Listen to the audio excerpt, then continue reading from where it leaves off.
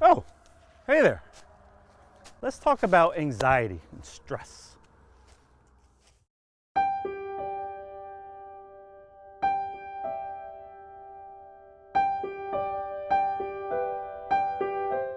Hi, Les Raymond here with the Mindful Movement. Thanks for joining me today for another mindful tip.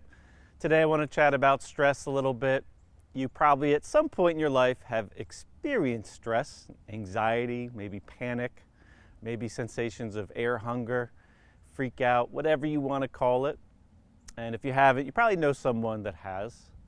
Stress is really important to our physiology. It's something that we actually rely on to survive in many ways. Unfortunately, in today's world, the mechanisms around stress can backfire in some way. So what used to help us stay alive can often, the same elegant mechanism designed for that can backfire and kind of dysregulate our nervous system. So, acute stress is really useful, but over time, chronic stress, even if it's a low grade, can really dysregulate our autonomic nervous system, and that could influence our breathing patterns. And what happens is, once our breathing pattern is affected negatively, it could kind of feed back into that loop, meaning now that you're not breathing optimally, that leads to more chronic stress, because breathing poorly, whether it's your mechanics of breathing or like how many breaths you take in a minute or so forth, though that in itself can be a stress and can kind of feed that loop.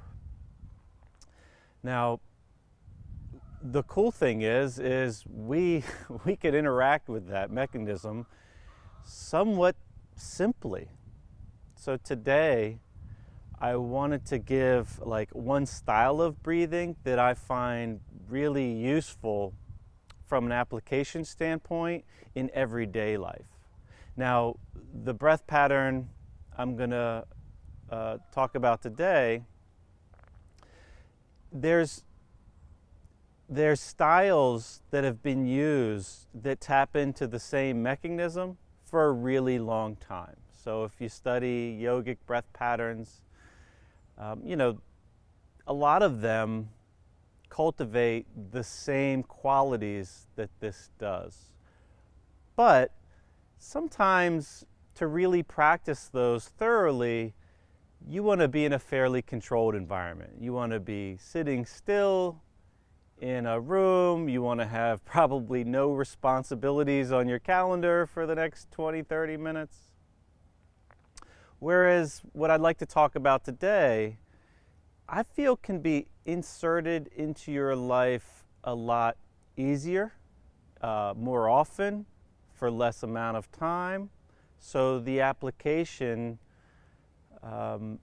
really presents an opportunity for us when we're trying to navigate the stresses, especially acute stresses of our life, especially if you tend towards like anxiety, panic, and sometimes feelings or sensations of air hunger, like you can't get enough breath. Oftentimes what happens when we feel that way, we can make things worse by breathing faster or deeper. Everybody's heard the term, relax, take a deep breath.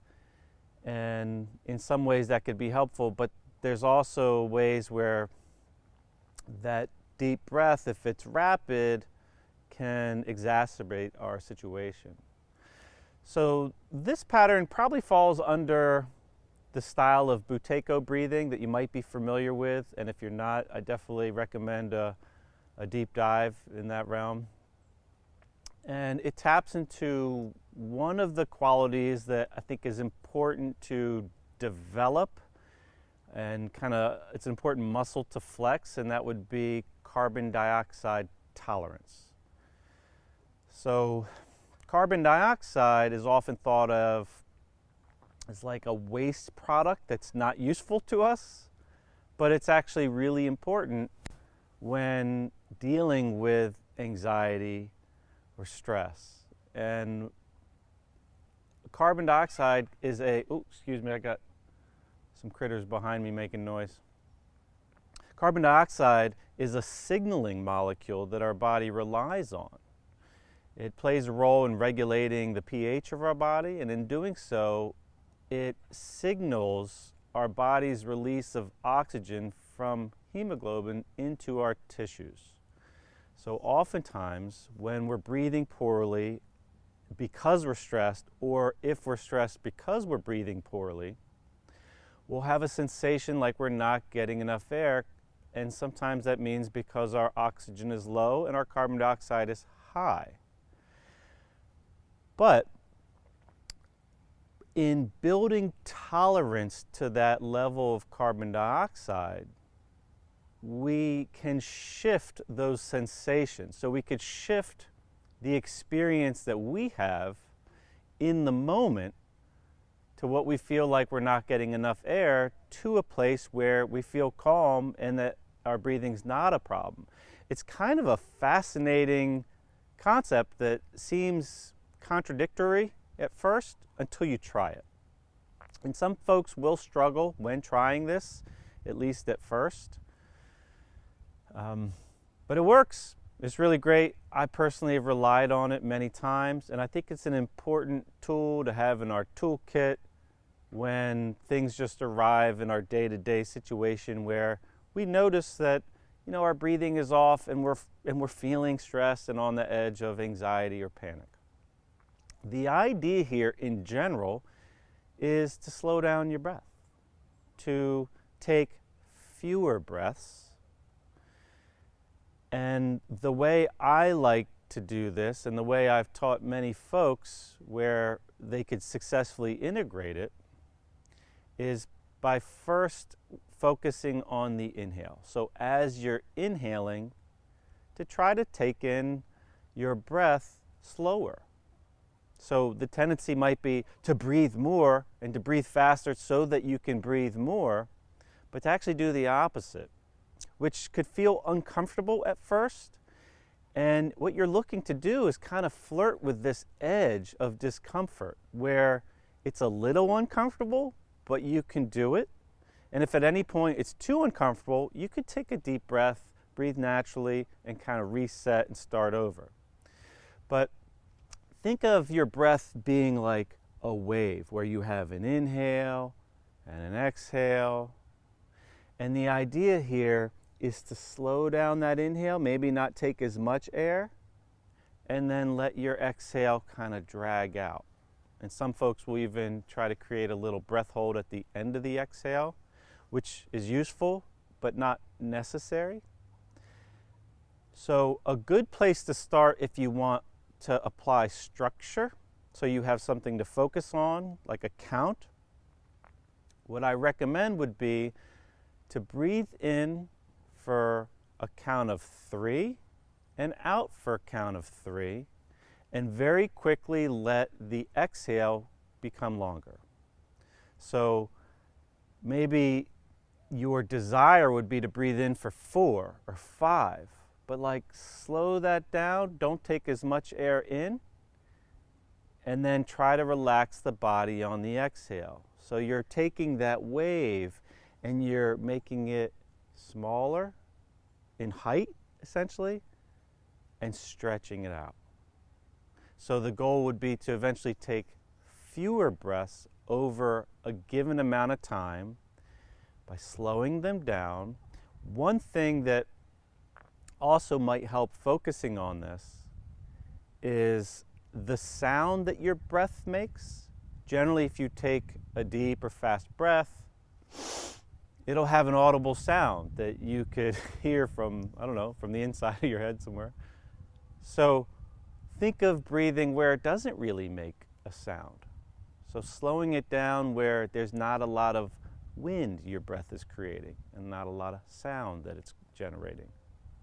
So very slow, soft inhale, and then on the exhale, over your breath cycles, allowing that to drag out longer and longer. And what I like to do on that exhale is try to relax my body. So maybe starting with the stomach, somewhere that feels somewhat central to where the activity of the breath is, and relaxing it. Maybe relaxing the belly, maybe relaxing the neck or shoulders. If there's an area that you know you have a tendency of holding tension, maybe focusing on relaxing that area on the exhale. And if you can get to a point where you're in for 3 and maybe out for 9 or 10 or 12, which might take a few sessions to get to, what I find happens is within a fairly short period of time, the way your nervous system feels like it's being expressed, it just transforms. So you can go to a place that, you know, you're on edge, you're stressed right now, in this moment, feeling sensations of anxiety right now, and within just a few minutes, really coming out to a different place where that sensation is really diminished, which is an exciting thing. It's like another example of what role we could play in our sense of well-being. Now, this can be done really in any position, I think, because of the nature of how this is just slowly incorporated. You can do this while you're walking, you're on a walk. You can do it seated. I would maybe be careful doing it when driving, but it could be integrated in a lot of different positions, like wherever your orientation is. It could even be played with during light levels of exercise, movement. If you're having difficulty doing it, especially if you have the tendency of really breathing up here where your sternum and your shoulders are lifting on your inhale, and you struggle with getting your breath to go more south in direction, the position that I feel is most useful would be laying prone, meaning laying on your belly. And what that does is it allows gravity to the weight of your body to kind of hold your rib cage in place a little bit, so that there's a lot of movement in your ribs when you breathe, but ideally it's not so much north, it's more east-west. So when you're laying on your belly, the weight of your body can hold your sternum in place a little bit, and it allows it easier to direct your breath more downward and expand more laterally. So if you find yourself having trouble with this from a seated or standing or walking position, then just lay down, especially in the moment. If you're in a moment where you're really experiencing anxiety and you want to see what you're capable of doing, don't worry about trying to do it in a more, I don't want to say advanced, but while you're doing something else. Just lay down on your belly. You could just put one hand on top of the other, put your forehead on your hands, or maybe if it's more comfortable, turn your head to the side and put a cheek on your hands, and just focus on slowing your inhale and then letting your exhale get longer and longer every cycle, and trying to relax your body on that exhale. It's a very effective pattern. I encourage you to give it a try. Practice it when you're not in a place of anxiety or stress, so that you feel a little bit more comfortable, and then see if you could remember in the moment where you are experiencing increased stress or anxiety. You could say, oh, I know what to do now. I've practiced this. And then go for it. And then please let the community know what you notice. So maybe in the comments, give it a try and let us know what you experience when you practice this pattern. And if you want to learn more about different styles that tap into these concepts, the School of Buteyko Breathing is an excellent resource. And it's not hard to find information or videos about that. So I hope you enjoyed this tip. And if you know someone that experiences anxiety and stress on a regular basis, especially if it's like sensations of panic and air hunger, this is a very useful strategy. So please send it their way. I hope you enjoyed. Have a great day.